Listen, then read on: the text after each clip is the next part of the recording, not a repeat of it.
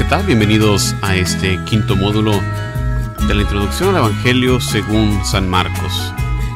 En este módulo hablaremos, entre otras cosas, del envío de los 12 discípulos, las dos multiplicaciones de los panes. Vamos a cubrir capítulo 6, versículo 7, hasta el capítulo 8, versículo 26. Muy bienvenidos en el nombre del Señor.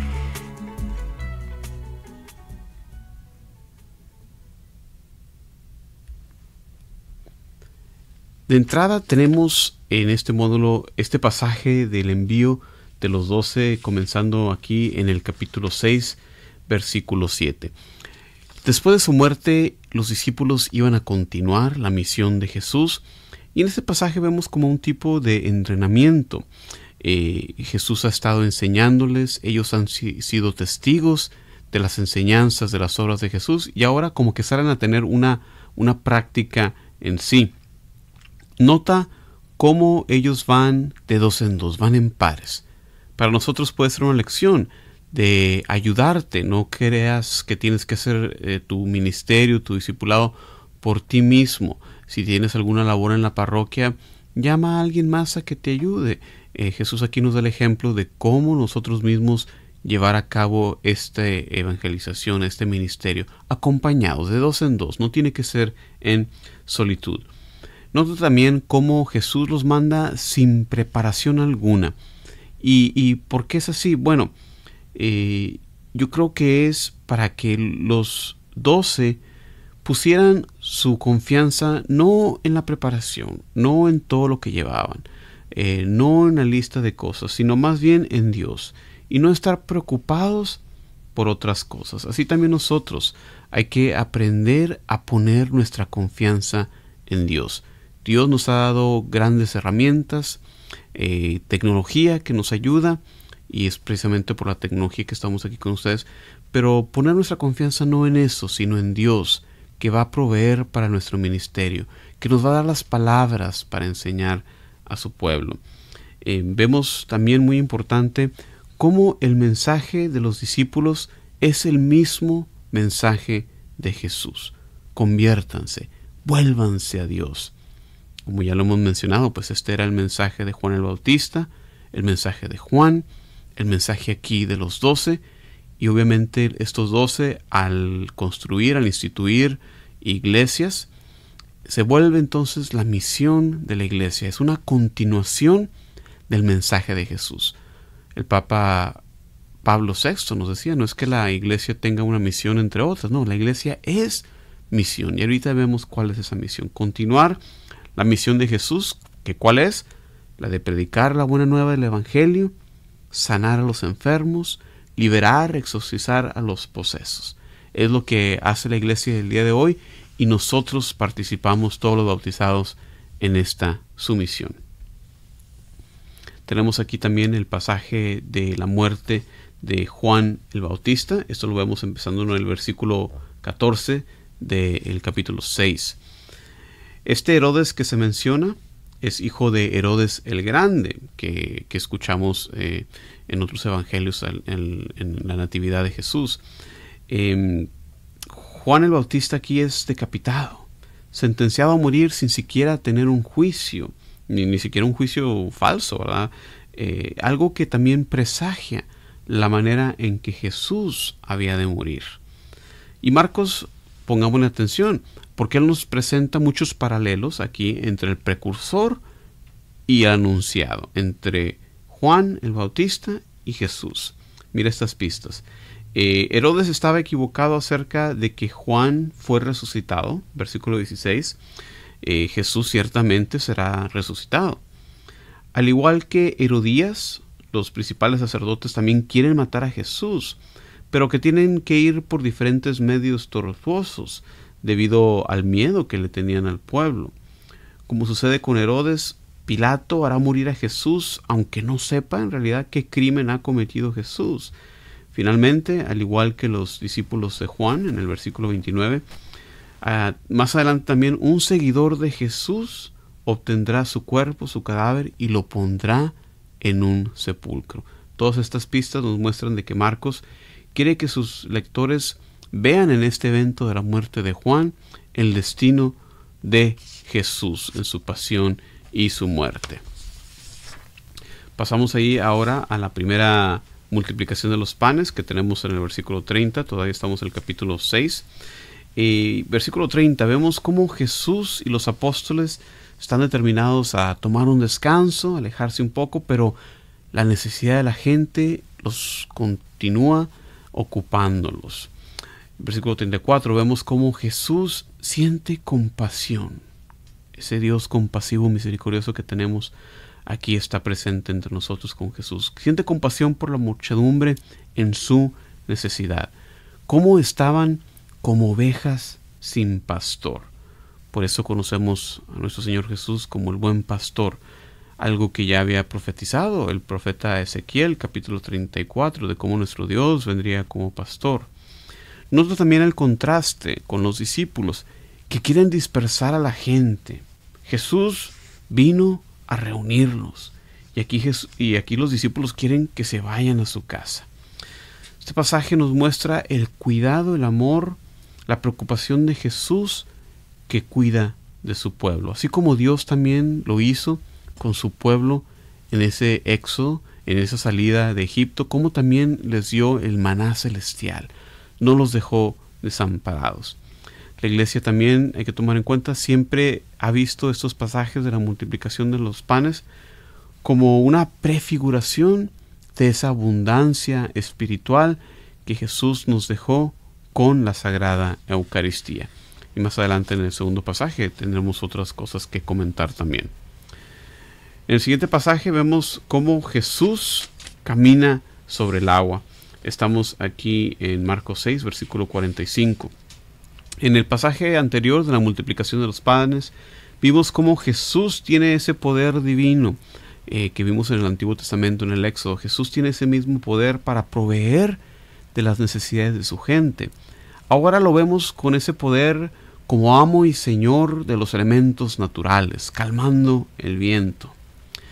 Algunos padres de la iglesia interpretan este caminar por el agua de su cuerpo, aunque su cuerpo sea humano, tiene una cierta ligereza debido a que está libre del peso del pecado. Otro punto de este pasaje es que Jesús permite que sus discípulos pasen por estos problemas para enseñarles la paciencia.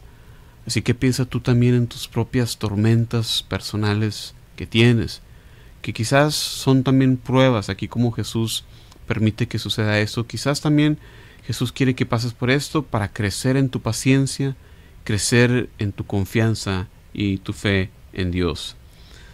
Una vez más, como hemos visto a través del Evangelio, el asombro, la reacción de los discípulos no se hace esperar, es una de asombro.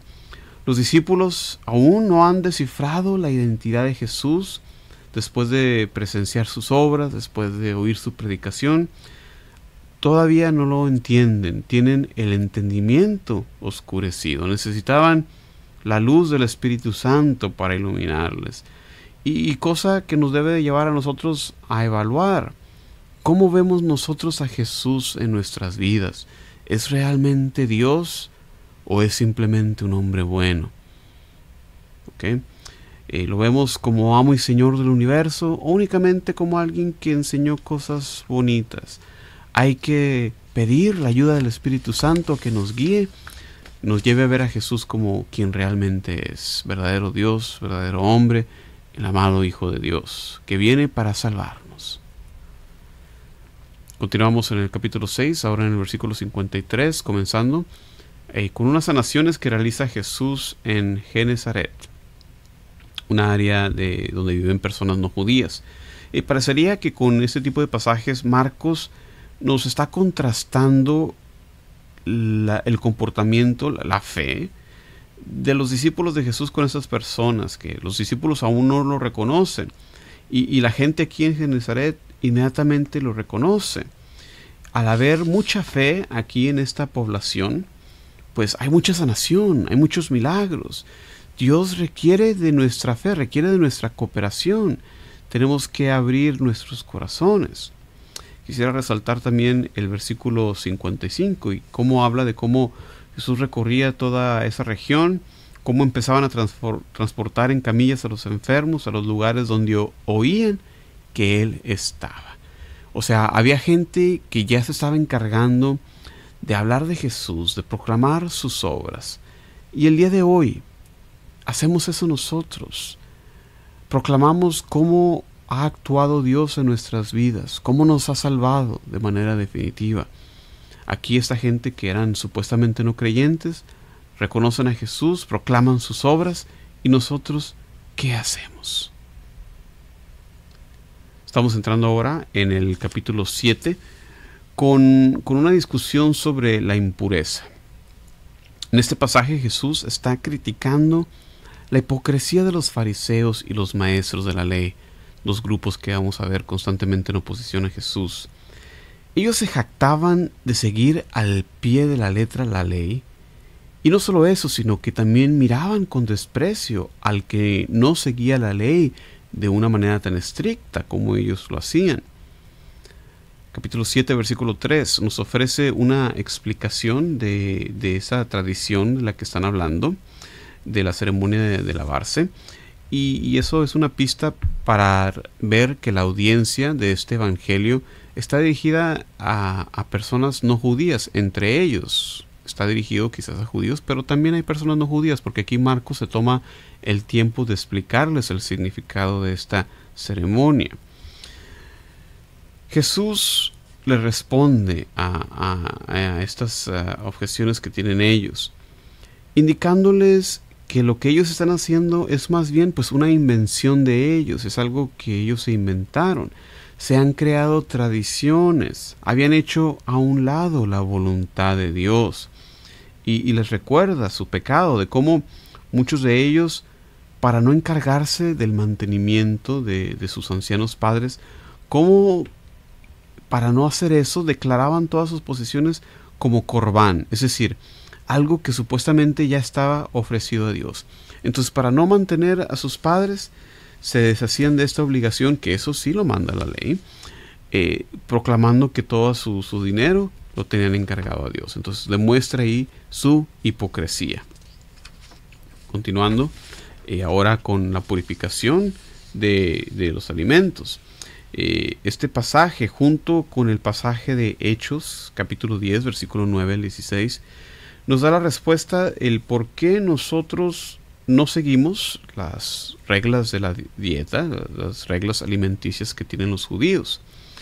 En el tiempo de su formación como pueblo de Dios, estos preceptos eran necesarios. Pero ahora, en la era de Cristo, en el tiempo de la iglesia, ya todos estos preceptos, estas reglas en contra de comer ciertas cosas, como la carne de puerco, los mariscos, etcétera, pues ya no es necesario. Versículo 18 vemos cómo Jesús también reprende la confusión de sus discípulos. Siguiente pasaje, capítulo 7, estamos en el versículo 24. Nos muestra la fe de esta mujer Ciro-Fenicia, lo que nos dice que es una mujer no judía. Es una región donde viven no judíos.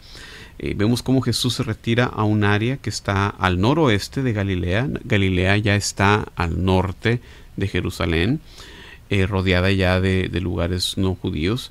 Y esto pues para evitar la persecución que, como vemos, ya se está acercando, ya se avecina esta persecución.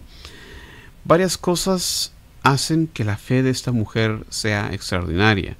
Primero que nada, el acercarse como lo hizo es extraordinario porque ella es mujer. En aquel entonces, como también hoy en día en muchas sociedades, por ejemplo árabes, musulmanes, las mujeres no pueden tener contacto público. En aquel entonces una mujer judía no podía tener contacto público con un hombre judío que no fuera familiar de ella. El hecho también de que fuera una mujer extranjera, no judía, hace que su fe, su acción sea más extraordinaria. Los lectores de Marcos podrían escuchar en este pasaje varias invitaciones a la acción.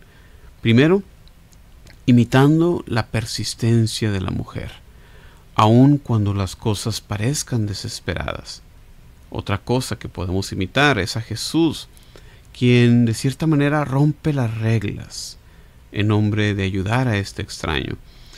Y tercero también, el examinar la apertura a otras religiones, especialmente a los judíos, los primeros hijos e hijas de la familia de Dios. Aquí Jesús está actuando de manera milagrosa con esta mujer que es no judía. Siguiente pasaje, tenemos una sanación de Jesús, sanando al sordomudo, capítulo 7, versículo 31. En este pasaje vemos a Jesús ahora de regreso a Galilea. Como lo hemos mencionado, este evangelio lleno de acción. Jesús va de un lado a otro. Jesús va de regreso a Galilea, ahora sanando a un sordomudo. Y algo que llama la atención es la manera en que sana a este hombre.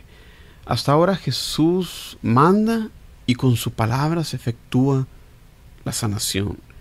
En este episodio es diferente. Jesús toca a la persona, sus oídos, con su saliva, tocando la lengua.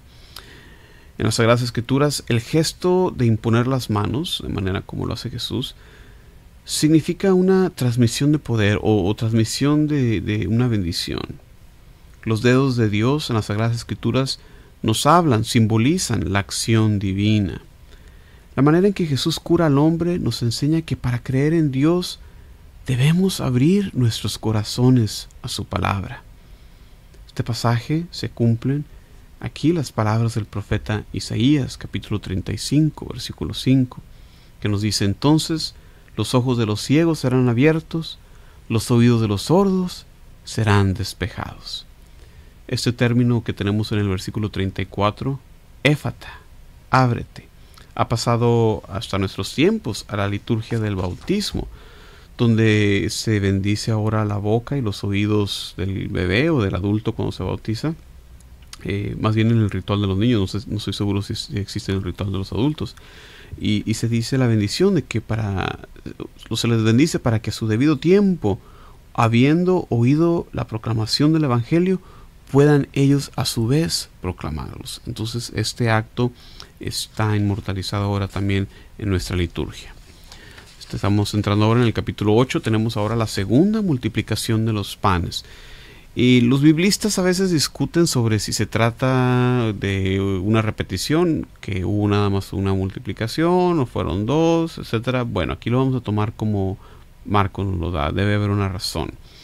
Hay algunas cosas que cambian en cada pasaje, el número de personas, la cantidad de alimentos que hay, y también hay cosas similares, las palabras y gestos de Jesús. Lo que sí parece claro es que en las dos ocasiones se trata de una prefiguración de la abundancia eucarística. En esta segunda ocasión es aparente debido al área donde ocurre que el milagro ahora está dirigido a los gentiles. Entonces de repente ahí está una explicación. El primero ocurre para los judíos y ahora este es testimonio para los gentiles. También el número de personas alimentadas puede en sí tener un simbolismo. En el primer episodio el número de personas que fueron alimentadas fueron 5,000. Hay que recordar la importancia de la numerología en la fe judía. Para ellos el número 5 representa la ley, la Torá. 5 es el número de esos libros de la ley. 1,000 simboliza pues todos aquellos que están bajo la ley, todos los judíos. En el segundo episodio el número de personas que son alimentadas son 4,000. El número 4 simbolizando pues los cuatro puntos cardinales, las 4 esquinas del mundo. Y 1,000 entonces vendría a representar a todos los demás, todo el mundo, todos los gentiles. Entonces estos números pues acarrean un cierto simbolismo. Siguiente pasaje, tenemos ahora controversias con los fariseos. Vemos cómo va aumentando esa controversia, esa tensión con los fariseos. Ellos piden una señal. Jesús se niega a dárselas. En el Evangelio de Mateo, Jesús contesta que la única señal que se les dará es la del profeta Jonás, esos 3 días que pasó el profeta en la ballena. Aquí en este pasaje vemos cómo la ceguedad de los fariseos se debe a la dureza de su corazón.